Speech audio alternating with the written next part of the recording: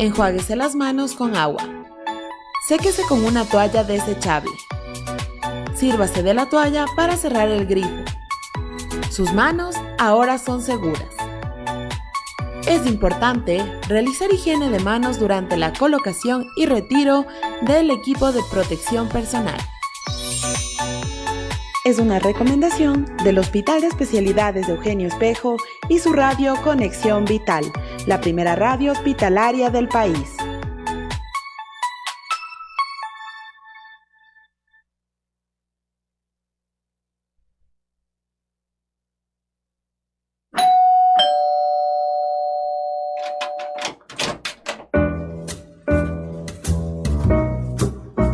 Otro invitado especial ha llegado a Cita Médica para contarnos la importancia de una vida sana por Conexión Vital.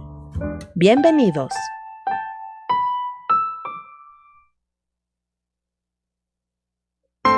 Estás escuchando Cita Médica.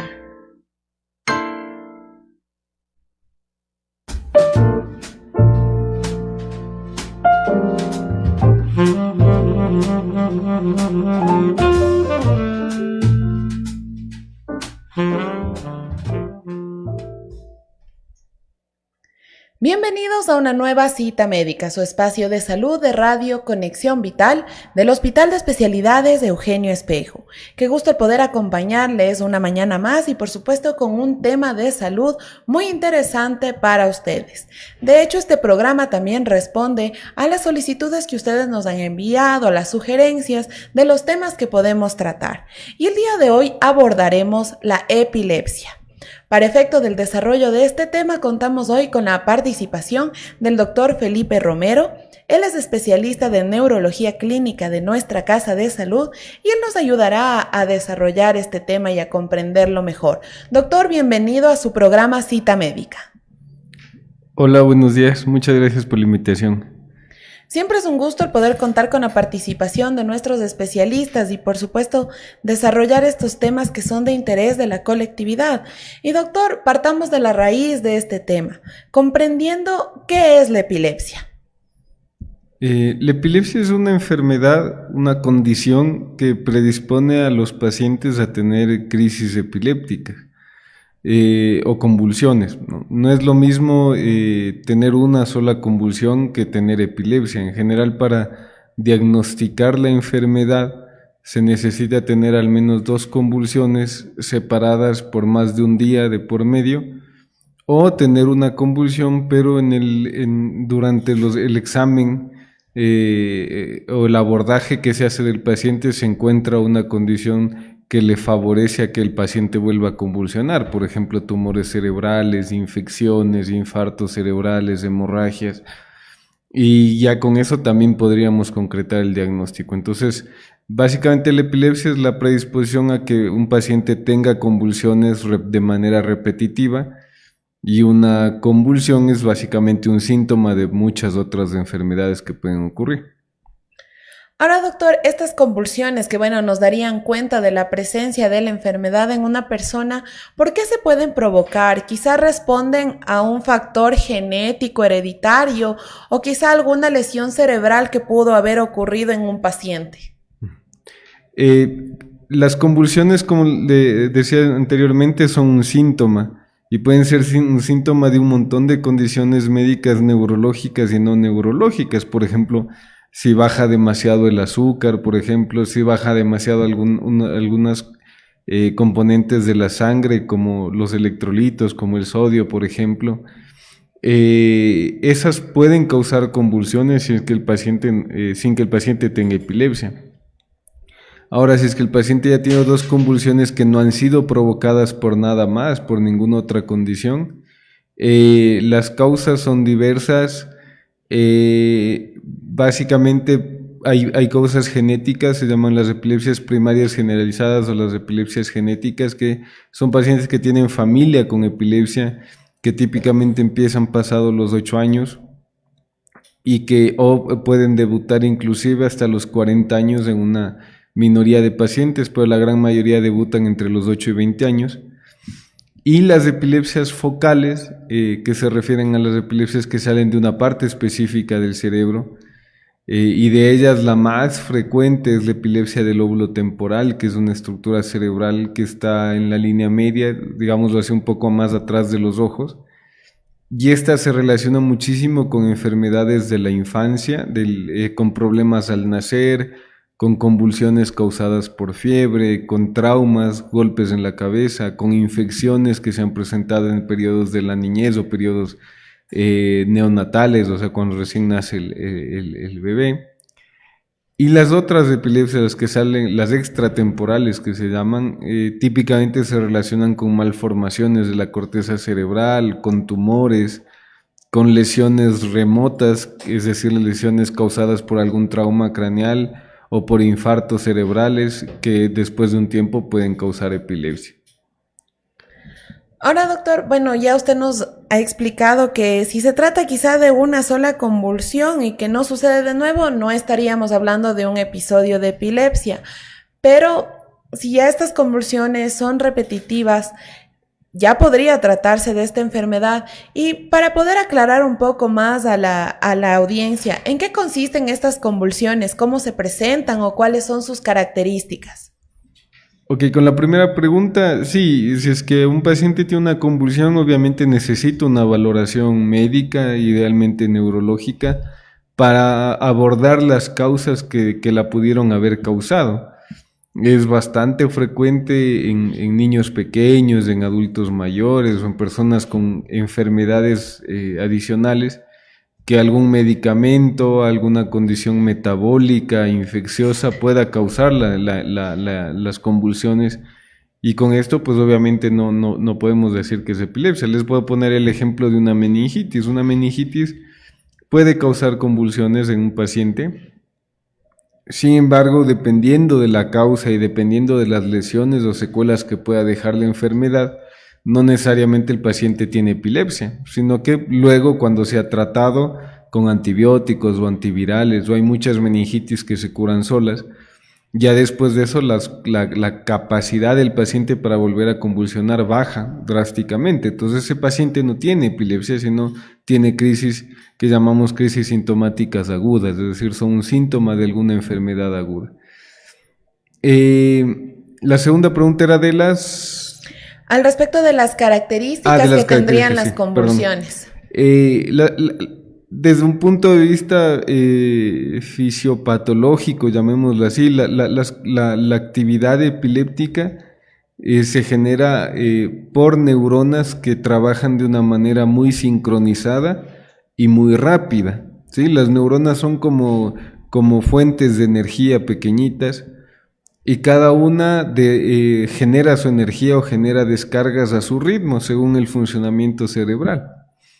En la epilepsia, estas descargas, primero que aumentan mucho en su frecuencia, y segundo, se vuelven muy sincrónicas con las otras neuronas que están alrededor.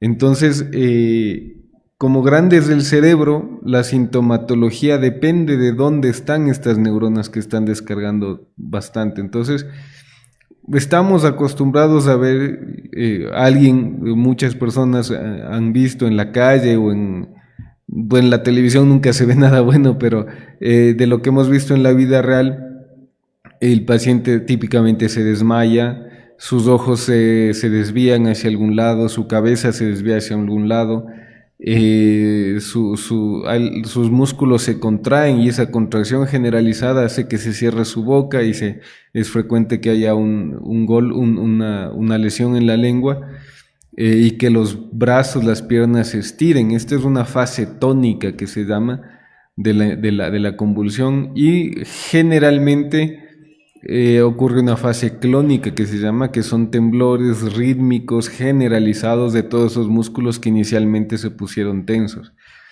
Y en esa fase típicamente se relajan los esfínteres, es decir, el paciente puede perder orina, puede perder heces fecales.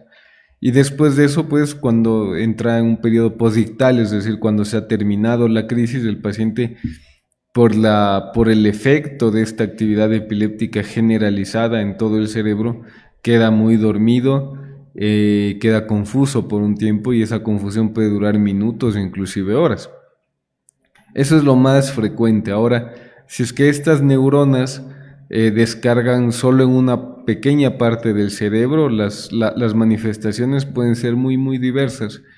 Desde que solo el paciente se quede mirando fijo, pueda estar moviendo la boca involuntariamente, pueda torcer un brazo de manera involuntaria, pueda poner una cara de miedo sin estar consciente, pueda hablar inclusive un discurso muy poco estructurado, es decir, que no tiene mucho sentido, o solo emitir sonidos incomprensibles, y eso también puede ser parte de las crisis. Hay crisis en las que el paciente solo parpadea, o a veces solo el paciente no se desconecta, es decir, el paciente está despierto, pero siente movimientos o sensaciones involuntarias, como el movimiento solo de una mano, solo de un brazo, o que el paciente se ponga pálido y sude solo de la mitad del cuerpo.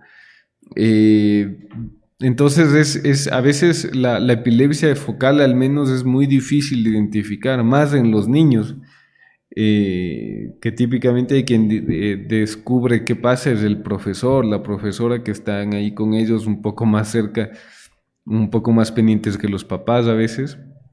Entonces, típicamente las convulsiones, las tónico-clónico generalizadas, que son las que hablé en un inicio, son las primeras, son la manifestación de todas o casi todas las epilepsias.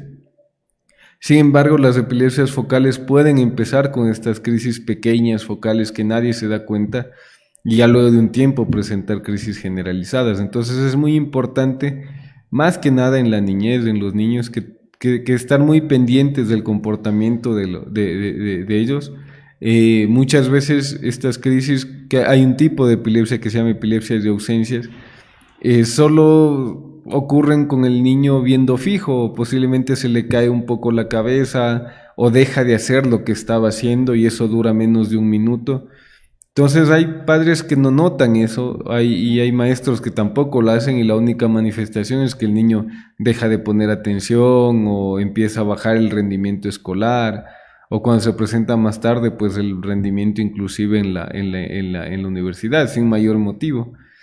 Entonces, eso es importante tener en cuenta, ¿no? Que pueden haber convulsiones muy sutiles, muy focales, que posiblemente no nos damos cuenta, o también puede haber convulsiones en la noche, cuando nadie vigila al paciente, y el paciente pues despierta, qué sé yo, ha perdido orina, o se despierta con la lengua mordida, o se despierta en el piso sin saber qué pasó.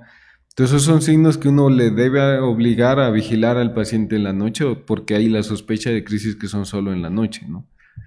¿Y ahora qué sucedería en el caso de que, claro, si estas manifestaciones no son muy evidentes, por así decirlo, pero son reiterativas y quizá no se dan cuenta efectivamente de que se han presentado ya una y otra vez? ¿Qué sucede a nivel neurológico? Porque me imagino que tal vez los daños van avanzando aún cuando las manifestaciones sean poco evidentes. Claro. Como toda enfermedad, mientras más temprano es el diagnóstico es mejor, mejora muchísimo el pronóstico y es más fácil el manejo.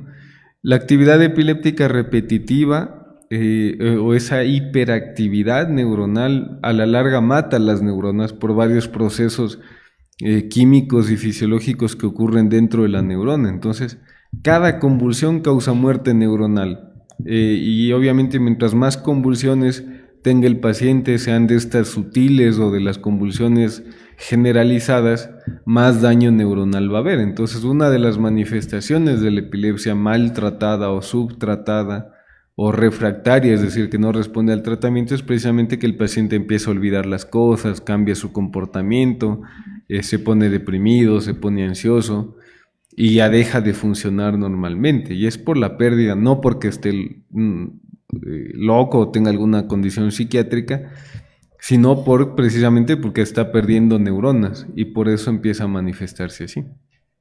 Entonces siempre será necesario, como usted dice, estar atento al más mínimo síntoma que se puede presentar, porque esto también nos da cuenta del abordaje de un tratamiento más óptimo cuando es a más temprana detección. Así es, así es.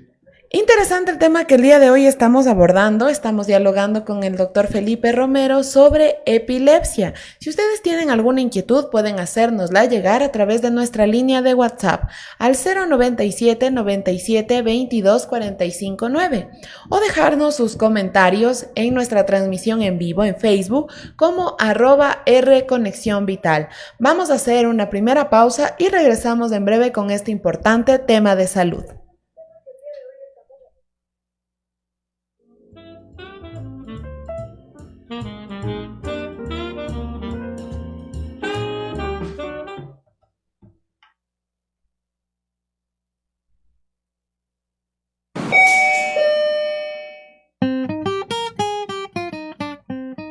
Ya regresamos con más de Cita Médica, después de estos anuncios, por Conexión Vital.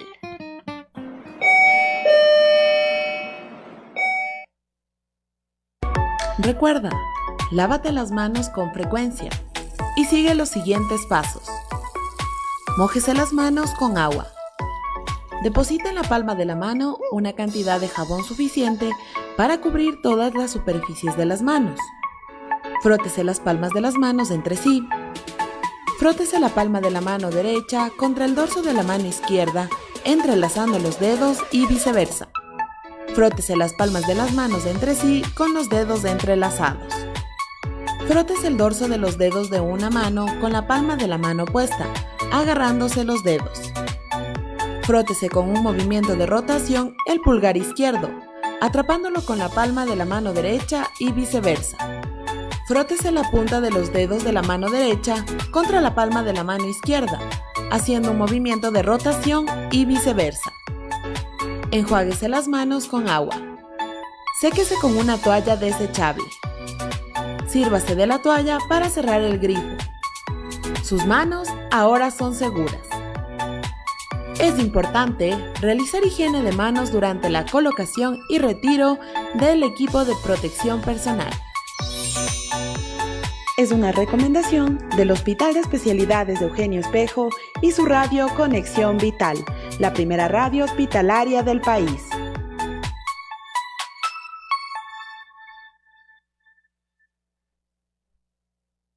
El uso de mascarilla es obligatorio. Lávate las manos antes y después de colocarte la mascarilla. Usa la mascarilla desde que sales de casa. Usa la mascarilla durante toda la jornada laboral. Evita tocar superficies del rostro, como ojos, nariz y boca. Cúbrete con el pliegue interno del codo o con paños descartables al toser o estornudar, aún usando la mascarilla. Considera el tiempo de uso de las mascarillas. Desecha la mascarilla usada en una funda para evitar contaminaciones. Recuerda, el uso de la mascarilla es personal. La mascarilla debe cubrir boca y nariz hasta la barbilla. Es una recomendación del Hospital de Especialidades de Eugenio Espejo y su radio Conexión Vital, la primera radio hospitalaria del país.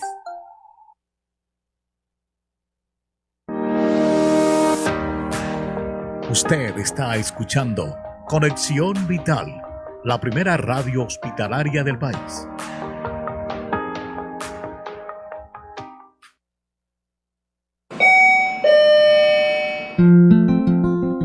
Estamos de vuelta con más de Cita Médica por Conexión Vital.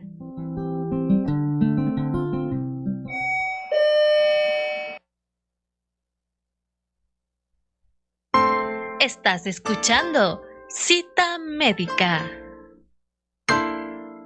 Llegó un gran día.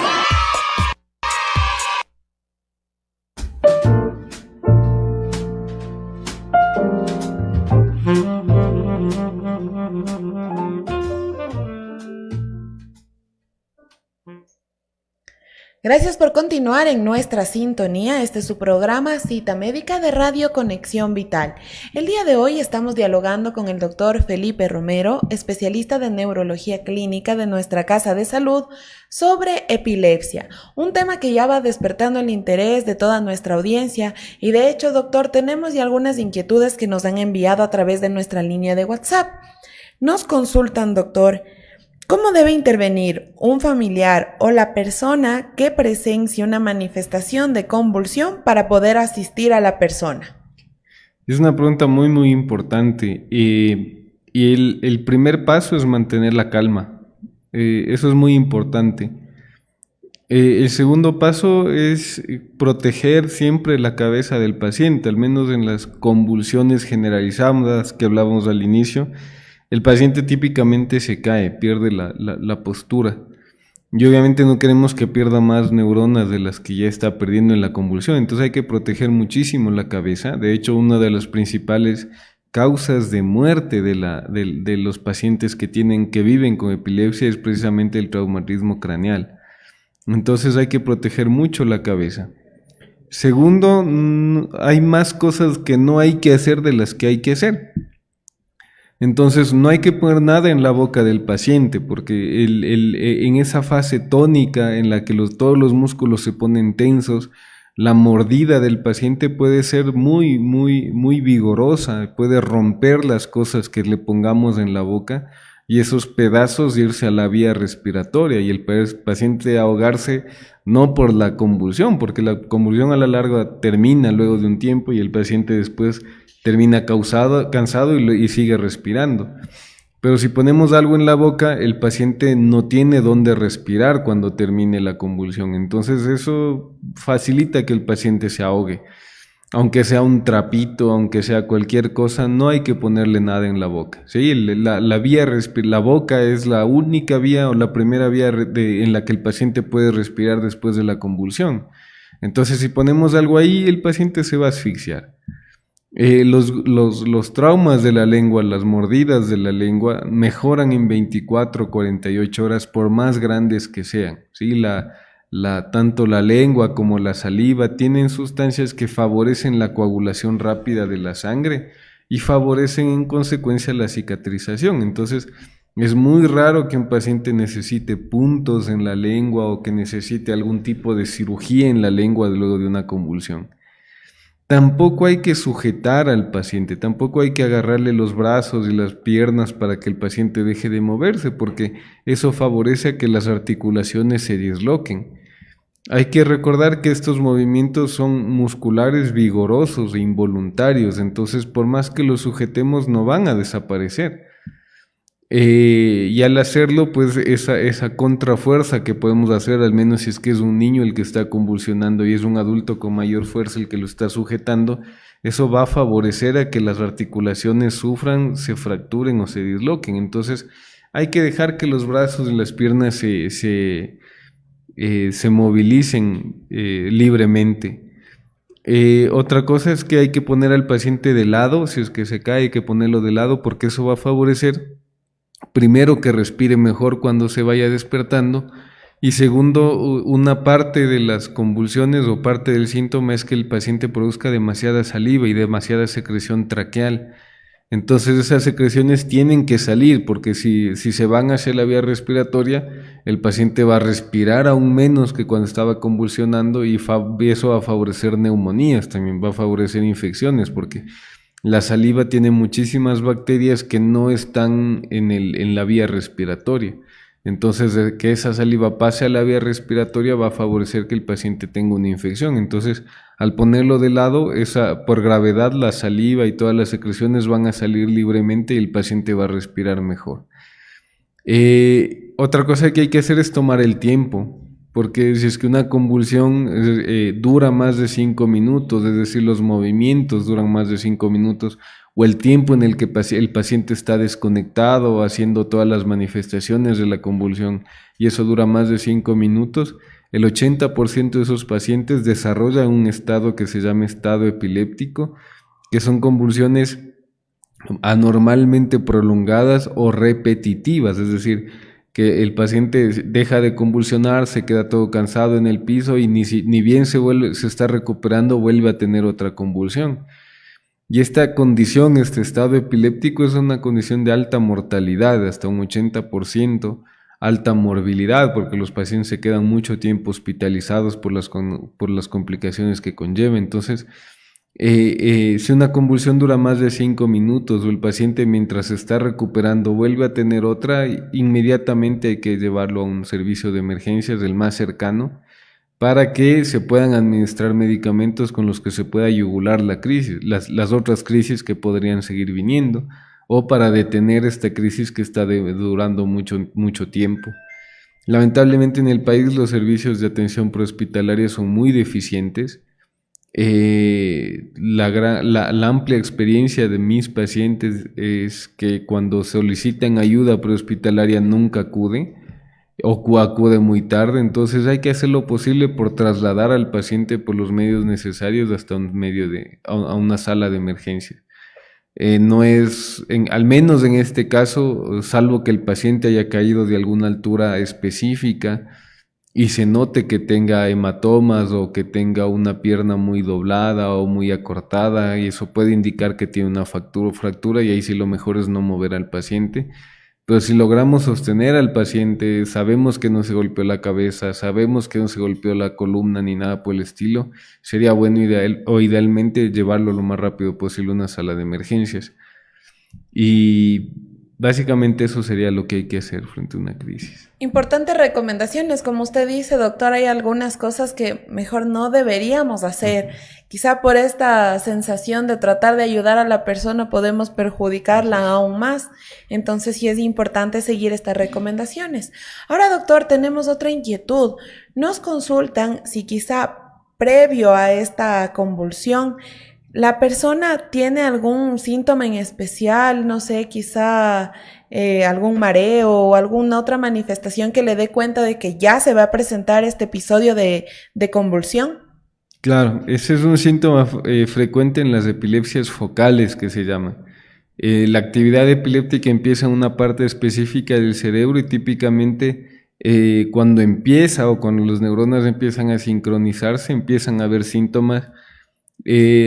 Como les dije al inicio, la epilepsia del lóbulo temporal, que es la más frecuente, da síntomas que se llaman auras epilépticas, y estas auras típicamente son una sensación un poco rara estomacal que va subiendo hacia la garganta, puede también haber una sensación de miedo, puede haber mareo, sin embargo esto ya no corresponde mucho al lóbulo temporal, puede haber unas sensaciones un poco raras, no tan frecuentes, son muy frecuentes, pero no se identifican como malas, que son estas sensaciones de déjà vu, que en francés significa algo que ya se vivió.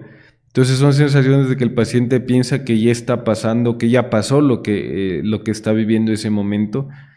Y también hay lo contrario, el jamais vu, que es algo que nunca se ha vivido. Entonces el paciente, por más que esté en la casa, siente que esté en un lugar extraño. En el déjà vu el paciente está en un lugar extraño, pero siente que ya ha estado ahí. Entonces esos avisos de crisis son los que en muchas ocasiones afortunadamente obligan al paciente a sentarse, a ponerse a buen resguardo y ya cuando tiene su crisis generalizada, es decir, cuando ya pierde la conciencia, pues típicamente el paciente o está sentado o acostado y el familiar también está avisado. Sin embargo, esto no ocurre de un inicio. Como les digo, estas sensaciones de auras son sensaciones muy raras que es muy difícil que un paciente interprete eso a cuando está empezando su enfermedad. Entonces, por eso es que los avisos son muy, muy raros en la epilepsia, pero cuando el paciente ya tiene su enfermedad crónica, típicamente ya aprende a vivir con ella y logra identificar estos síntomas de aura. Muy claro, doctor. Y tenemos, otra inquietud más. Nos dicen, buenos días, doctor. Si tiene epilepsia de ausencia, pero está afectado un poco el habla, ¿se puede recuperar esa área o al menos ir mejorando? A ver, entiendo que el paciente tiene la epilepsia de ausencias y aparte está teniendo problemas del lenguaje, ¿no? Uh-huh. Eso casi de manera inequívoca nos dice que el paciente no tiene epilepsias de ausencias.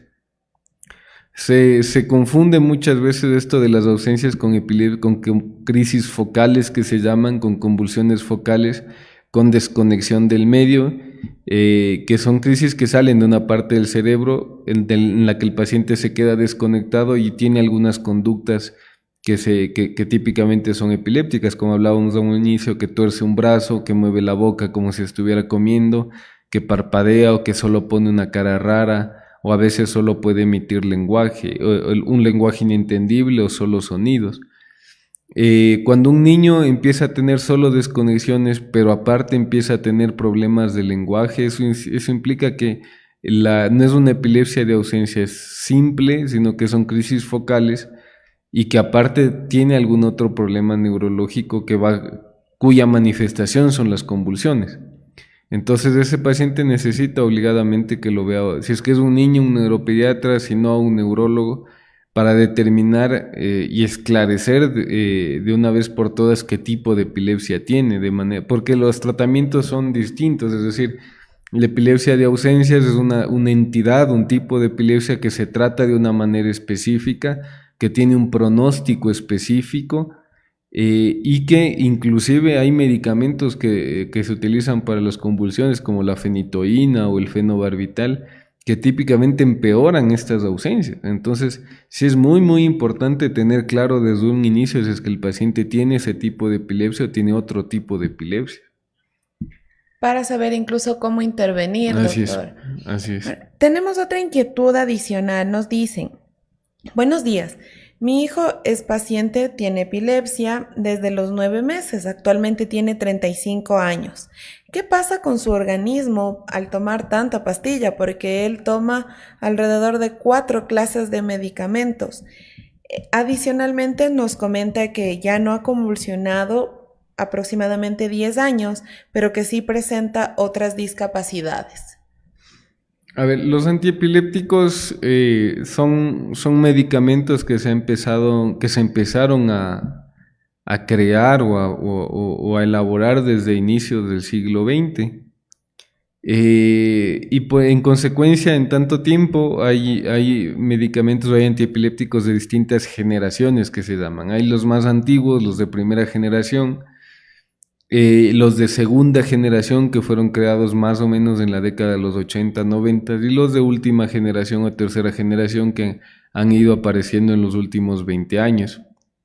Típicamente los más tóxicos, los más difíciles de manejar y los que sin embargo son los más potentes desde el punto de vista terapéutico, es decir, los que mejor controlan la epilepsia son los de primera generación. Hoy por hoy hay varias opciones.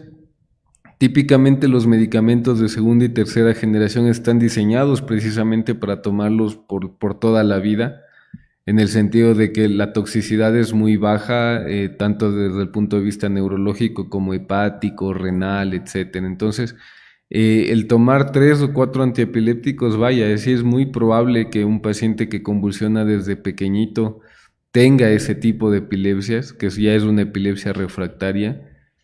Sin embargo, lo más probable es que al menos si es que el médico en los controles no evidencia algún tipo de problema, lo más probable es que los medicamentos no estén ejerciendo un efecto tóxico sobre el paciente. Más aún si es que ya lleva 10 años sin convulsionar, que eso es algo muy muy bueno.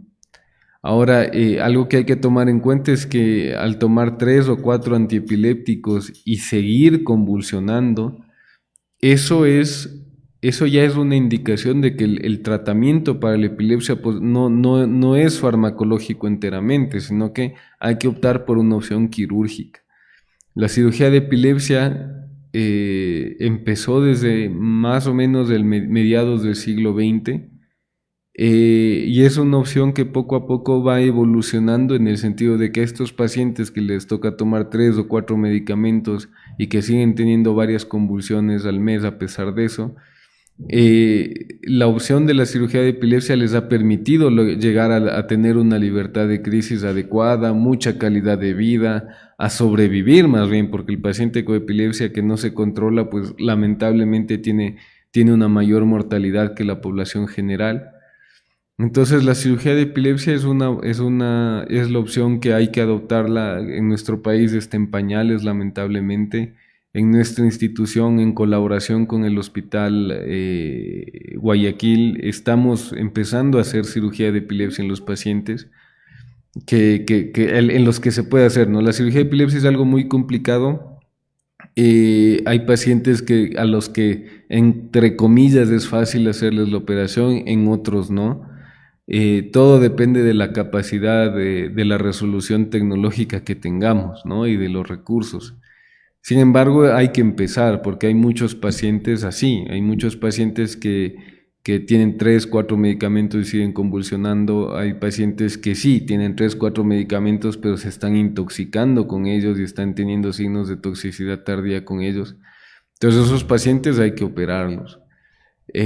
Hay cirugías en las que la expectativa es precisamente que el paciente ya no tome tanto medicamento, o que también la expectativa es que el paciente se cure. Al menos en la epilepsia del lóbulo temporal, el 70% de pacientes que son buenos candidatos para cirugía, porque no todos los pacientes con epilepsia son candidatos de cirugía, pero los que sí son buenos candidatos, el 70% se curan a largo plazo.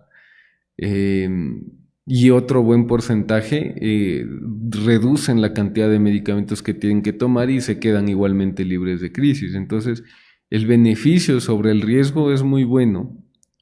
Lo triste es precisamente la falta de recursos, la falta de preparación, etcétera, etcétera, y la falta de conocimiento más bien, porque a nivel global la tasa de pacientes que son referidos para cirugía de epilepsia sigue siendo baja, y es por la falta de conocimiento del neurólogo general, del médico general, de que se puede manejar de una manera quirúrgica la epilepsia.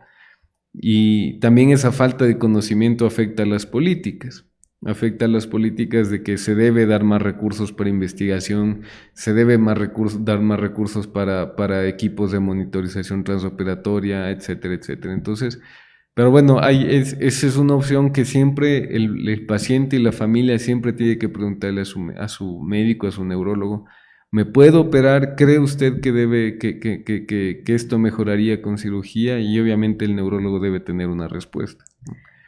Y doctor, precisamente sobre esto último que usted menciona, bueno, entendemos que las cirugías no están en auge aún cuando serían realmente una alternativa, de hecho que puede ser correctiva en su totalidad frente a la enfermedad, pero usted nos comentaba que obviamente no todos son candidatos a esta cirugía, pero ¿quiénes sí lo serían o qué características debería tener tal vez el avance o el desarrollo de su enfermedad para que sean candidatos a una cirugía?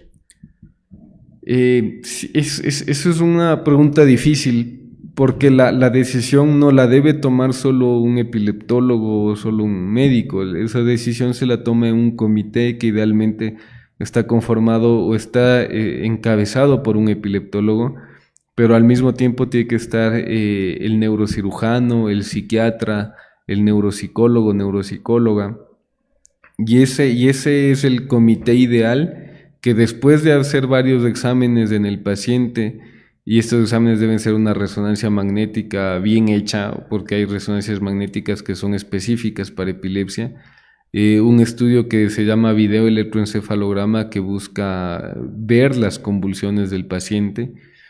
Entonces, a breves rasgos, si es que el paciente siempre tiene las mismas convulsiones y se logra evidenciar que salen del mismo lado del cerebro, y esta parte del cerebro es una parte que no es elocuente, es decir, una parte que eventualmente el paciente no la necesita mucho, no la utiliza mucho, ese paciente en teoría sería un buen candidato, pero hay muchas particularidades que hay que ver del paciente para saber a la final si es bueno o mal candidato. Hay pacientes que son muy fáciles, que son los que hemos empezado a operar, como les digo, en cooperación con el Hospital Guayaquil, que son los pacientes de esos que son en la resonancia magnética se ve la lesión, se ve que tienen el lado dañado y se ve que tienen todas sus crisis del mismo lado. Entonces esos son los pacientes más fáciles de operar, entre comillas, pero Los pacientes que salen, que tienen, por ejemplo, actividad epiléptica en ambos lados del cerebro, que vemos que las convulsiones salen de distintos lados del cerebro. Los pacientes que tienen resonancias magnéticas normales, es decir, que no vemos ningún tipo de alteración, esos son los más difíciles de operar, sin decir con esto que son malos candidatos, porque pues en centros de epilepsia bien estructurados, bien formados, todos esos pacientes se estudian en varias fases. La gran mayoría son candidatos para cirugía, pero como le repito una vez más, lo que se necesita es recursos, es investigación, es poder formar un equipo multidisciplinario para poder abordar estos casos difíciles, ¿no? Interesante, doctor, los datos que usted nos ha compartido. De hecho, creo que es bastante desconocida la posibilidad de una cirugía que pueda corregir esta enfermedad, porque quizá en la comunidad mucho se habla de las convulsiones, de episodios de epilepsia y de la enfermedad en general, pero tal vez no hablamos mucho de cuál sería el tratamiento o mejor aún las soluciones definitivas para esta enfermedad. Bueno, doctor, ya estamos llegando a la parte final de esta entrevista, pero no queremos irnos sin antes recibir sus recomendaciones. Usted lo había dicho a lo largo del programa que siempre será necesaria una detección oportuna para ofrecer el tratamiento idóneo para un paciente y obviamente evitar otros daños neurológicos o de otra índole que se pueden ir presentando. ¿Qué recomendaciones usted nos podría brindar tanto para la persona, para el paciente y quizá también para sus familiares o las personas cercanas, como usted dijo, para saber cómo actuar? Hay que llevarse el mensaje que una convulsión nunca es buena. Es decir, hay lamentablemente de todos los pacientes que revisamos aquí en la clínica de epilepsia, muchos vienen con la historia de que el paciente empezó a convulsionar y fueron al médico, fueron al subcentro de salud y el colega lamentablemente les dijo que no, que eso es por la edad o a veces piensan primero en una patología psiquiátrica. Entonces nunca es bueno, no tiene nada que ver con el desarrollo de los niños, porque hay muchas personas que piensan que porque están creciendo pueden convulsionar. Nunca es una patología psiquiátrica de inicio, es decir, si es que queda la duda, pues lo debe valorar el neurólogo al paciente. Otra recomendación es, y sin afán de desmerecer a una especialidad tan importante como la neurocirugía, pero los colegas neurocirujanos en su formación no tienen, no es parte de su formación el tratar pacientes con epilepsia.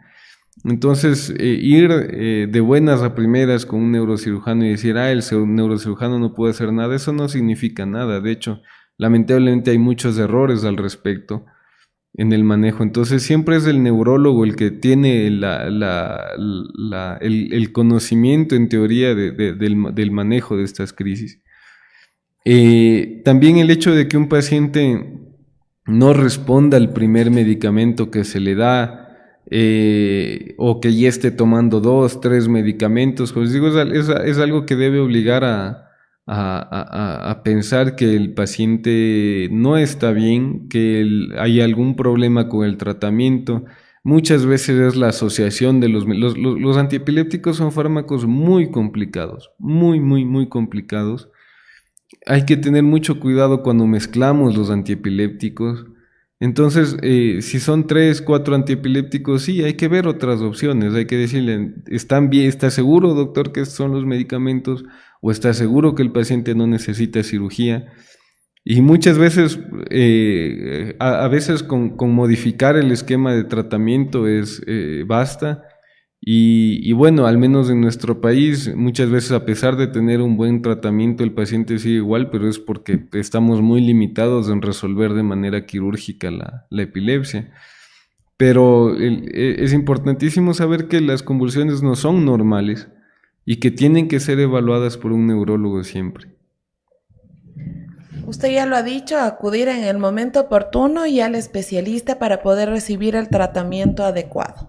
Doctor, le agradecemos mucho por todos los datos que ha compartido con nosotros esta mañana, pero sobre todo por estas importantes recomendaciones que usted nos brinda y que nos ayudan a nosotros también a saber cómo actuar, qué hacer o quizás hasta qué recomendar. Doctor, muchas gracias por su participación. Chévere, muchas gracias por la invitación también. Saludos. Y de esta manera llegamos a la parte final de nuestro programa. Queremos enviar un saludo muy especial a las personas que han interactuado con nosotros. Gracias por sus inquietudes. Gracias por siempre estar al tanto de nuestros programas de salud. Saludar a Marisela Gómez, Ceci León, Andrés Francisco, a Manani Carrascal, Ángela Amán, a Leonardo Jans, Karen Michelle, Betty Villasís, Lulis, a Magus Mayorga, María Augusta Albuja y a otras personas más que se han conectado a lo largo de nuestro programa. Muchas gracias a su sintonía. Estaremos nuevamente este día jueves con una nueva cita médica para todos ustedes y para su interés. Nos despedimos, Cristina Lara en el control técnico y Jessica Pazmiño en la conducción, hasta una nueva cita médica. Una excelente jornada para todos.